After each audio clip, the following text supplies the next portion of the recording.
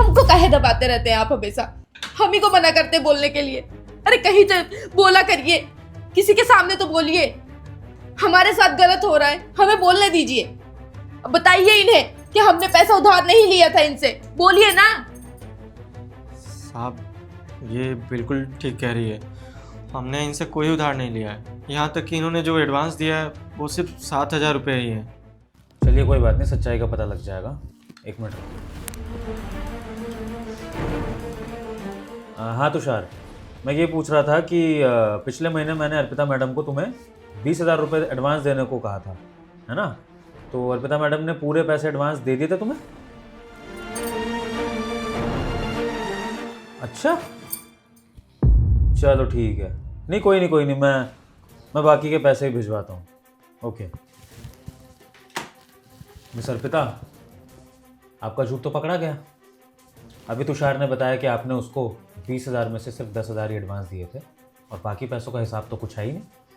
तो इसका मतलब अगर आपने तुषार के साथ ये फ्रॉड किया है तो आप शशांक के साथ भी यही फ्रॉड करने जा रही थी, और आपने हमारे ऑफिस के गार्ड और पियोन के साथ भी यही फ्रॉड करा है। यही पता लग रहा है इससे तो, है ना? तो मैं जान सकता हूं कि आपने ये फ्रॉड क्यों किया। बाकी के 23,000 आपने इनके क्यों मारे? सर मुझे लगा कि इतने सारे पैसों का ये दोनों गरीब लोग क्या ही करेंगे, तो उसमें से कुछ पैसे मैंने रख लिए। और आप कौन होती है डिसाइड करने वाली कि इनको उनके पैसों का क्या करना है, इनको क्या ज़रूरत है? क्या पता इनकी कोई इमरजेंसी हो उनके घर में। फिर अगर वो इमरजेंसी में ये पैसे इनके काम ना आए तो क्या फ़ायदा फिर इनका यहाँ पे काम करने का? और इनका कोई नुकसान हो जाता तो उसका जिम्मेदार कौन होगा? आप मुझे बता सकते हैं कि आपने किस इमरजेंसी के लिए पैसे लिए थे?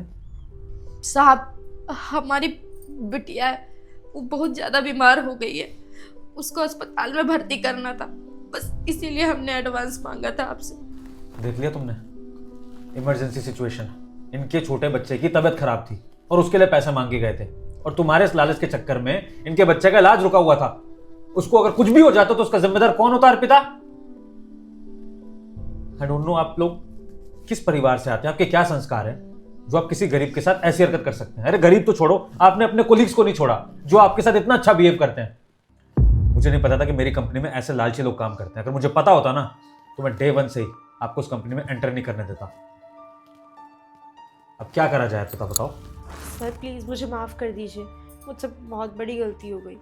पहली बात तो ये कि माफ़ी मुझसे नहीं, माफ़ी इन दोनों से मांगो। प्लीज़ प्लीज़ आप दोनों मुझे माफ़ कर दीजिए।